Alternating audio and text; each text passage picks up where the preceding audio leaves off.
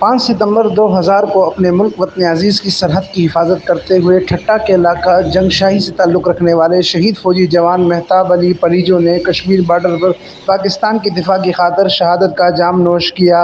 शहीद जवान को खराज पेश करने के लिए स्पेशल बच्चे शहीद के घर पहुँचे। वतन अज़ीज़ के सरहदों की हिफाजत करने वाले कौम के सिपाही अपनी जानों का नजराना देकर मुल्क की दिफा को मजबूत बनाते हैं।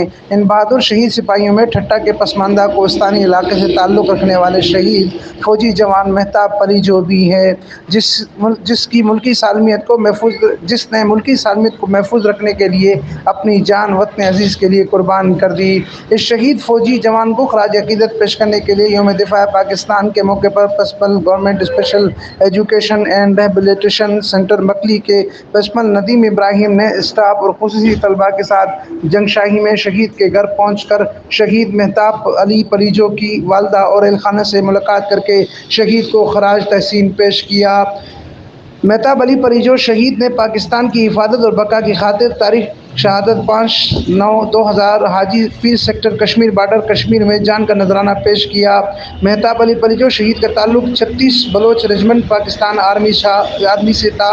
शहीद का ताल्लुक ठट्टा के शहर जंगशाही से भी था। अमीन फारूकी, फायरस्टोन न्यूज़ नेटवर्क, ठट्टा से।